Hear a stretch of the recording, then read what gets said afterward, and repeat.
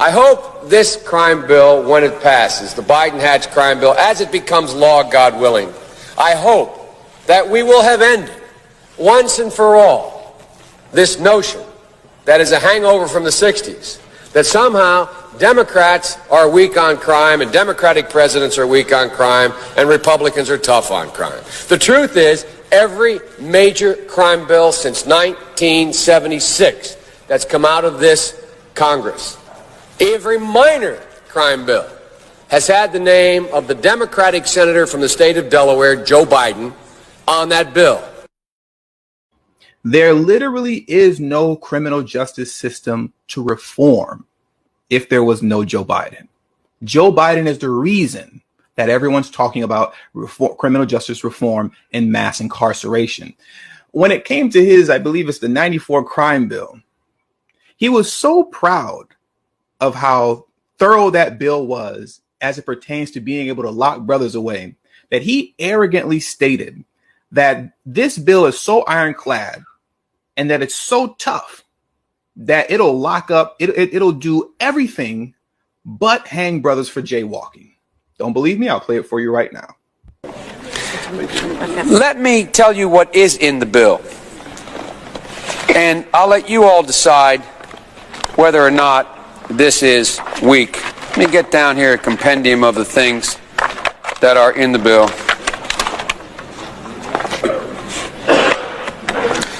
One, the death penalty. It provides 53 death penalty offenses. Weak as can be, you know?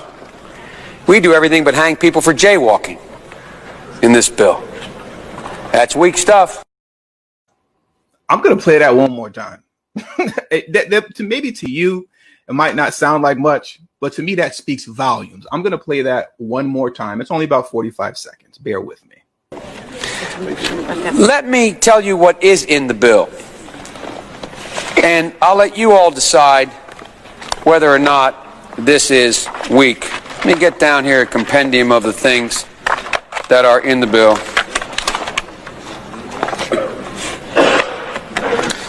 One, the death penalty. It provides 53 death penalty offenses. Weak as can be, you know? We do everything but hang people for jaywalking in this bill. That's weak stuff. Like I said, there is no criminal justice system to reform without Joe Biden. You see, throughout the 80s as well as the 90s and really his entire career, but we focus much more on the 1988 crime bill because of the way in which the disparities were in between having crack cocaine versus having powder cocaine. You see, black folks in the 80s were using crack cocaine and white folks were using powder cocaine. And as many of you already know, I don't have to explain it to you, but I will for those of you who are new to this kind of information. In 1988, Joe Biden, when he wrote up that crime bill, he made it a point to make sure that if you got caught with crack cocaine, the penalties were significantly higher for you, meaning black, than it would be if you had powder cocaine, which is what white people use. You see, when you needed help the most, when black folks needed rehabilitation, they needed treatment, they needed rehab, they needed assistance, they needed help. The same way a lot of white folks need all that today with this opioid crisis that's going on. They're getting it. When you needed it, Joe Biden gave you jail. He made sure to lock you up away from his mother, his son, his family. The consensus is A, we must take back the streets. It doesn't matter whether or not the person that is accosting your son or daughter or my son or daughter, my wife, your husband, my mother, your parents. It doesn't matter whether or not they were deprived as a youth. It doesn't matter or not whether or not they had no background that enabled them to become socialized into the fabric of society. It doesn't matter whether or not they're the victims of society. The end result is they're about to knock my mother on the head with a lead pipe, shoot my sister, beat up my wife, take on my sons. So I don't want to ask what made them do this. They must be taken off the street. That's number one. There's a consensus on that. the Democratic chairman of the Judiciary Committee, the Democratic president of the United States of America, the Democratic attorney general, the Republican leader of this effort, Senator Hatch, the Republican senator from Texas. We all agree on that. And Madam President, we have predators on our streets that society has, in fact, in part because of its neglect, created. Again, it does not mean because we created them that we somehow forgive them or do not take them out of society to protect my family and yours from them. They are beyond the pale, many of those people. Beyond the pale. And it's a sad commentary on society. We have no choice but to take them out of society. And the truth is, we don't very well know how to rehabilitate them at that point. That's the sad truth. You're looking at the fellow who was one of the primary architects of the Sentencing Commission. You know what the basic premise of the Sentencing Commission is? I know the presiding officer knows. It was the first time in 80 years we rejected the notion that the condition of sentencing must be related to how long it would take to rehabilitate. I'm the guy that said rehabilitation, when it occurs, we don't understand it and notice it. And even when we notice it and we know it occurs, we don't know why. So you cannot make rehabilitation a condition for release. That's why in our system, there's the federal system, you serve 85% of your time. I remember when it was going on, when I was making these arguments in the late 70s, they used to call Biden's same time for the same crime provision. It's a shame, but we don't know how to rehabilitate. But there is a consensus, and I will cease. A, we must make the streets safer. I don't care why someone is a malfactor in society. I don't care why someone is antisocial. I don't care why they become a sociopath. We have an obligation to cordon them off from the rest of society, try to help them, try to change their behavior. That's why we do in this bill. We have drug treatment and we have other treatments to try to deal with it. But they are in jail, away from my mother, your husband, our families. You see that? When you needed help the most, Joe Biden made sure to lock you up. Now, when his folks need help, they get treatment. This opioid crisis going on that's been happening for about a year, 2, 3 now. I don't see any new crime bills. I don't see anybody getting hard on crime. I don't see anybody getting tough on the drug trade that's happening with this opioids going all around everywhere. Because white folks being affected, not you. But when you were the one being affected, you got jail. He's sitting there in that video talking about how he wished that there was something that we can do as it pertains to rehabilitation. We just don't know. But now all of a sudden in 2020, you know what to do? No, you don't. You're playing games. You think black folks are stupid.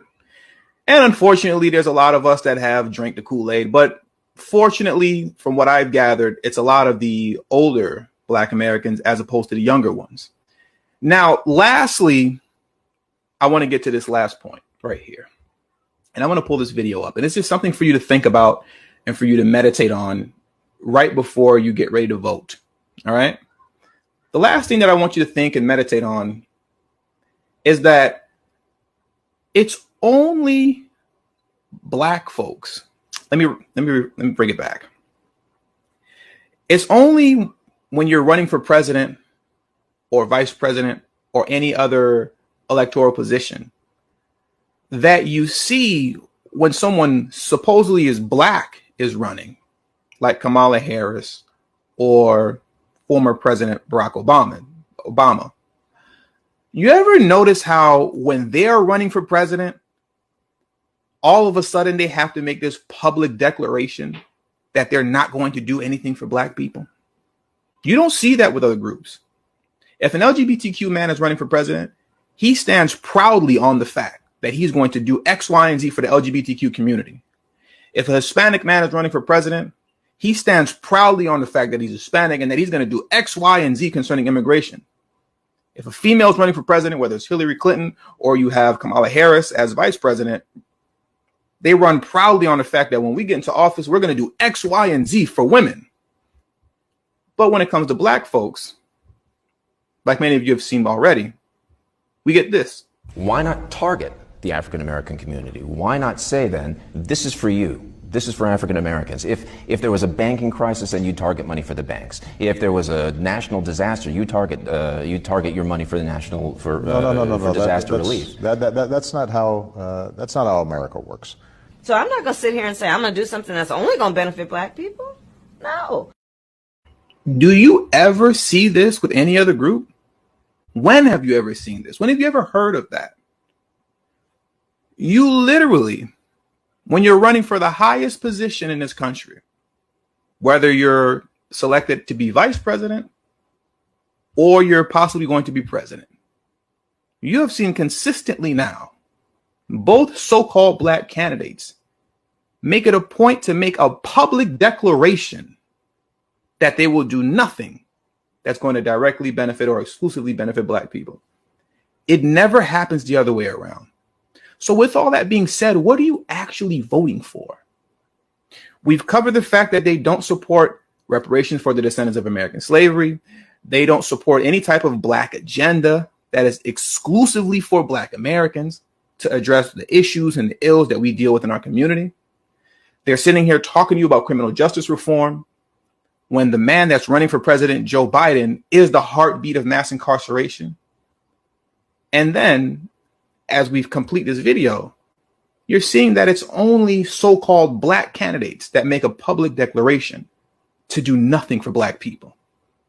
So once again, you're voting Democrat because of what? The lesser of two evils? There's no such thing as a lesser of two evils. Evils is evils. But if we were going to play the lesser of two evils, it for sure wouldn't be Donald Trump. It would be Joe Biden. All the stuff that I mentioned earlier about the racial wealth gap skyrocketing and the prison population skyrocketing, and the fact that by 2053 the average net worth, the average worth of a black family is going to be zero. That's the projection. By 2053, the average wealth of black folks will be zero. That has nothing to do with Donald Trump. He inherited all that. That doesn't have anything to do with him. Don't get it twisted. I don't really care for the guy. I don't like him. I think he's an idiot. Sticks his foot in his mouth too much. He's kind of dumb, being honest.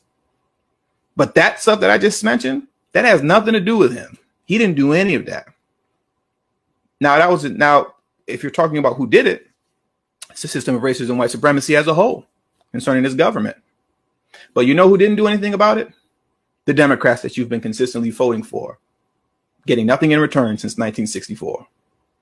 They've done nothing. And if you talk to brothers like Antonio Moore, one of the co-founders of ADOS movement, he'll show and prove to you that Barack Obama actually expanded the racial wealth gap. He'll show that to you with the data. When Obama was in office, he actually expanded it. The white wealth under Barack Obama skyrocketed while yours continued to plummet.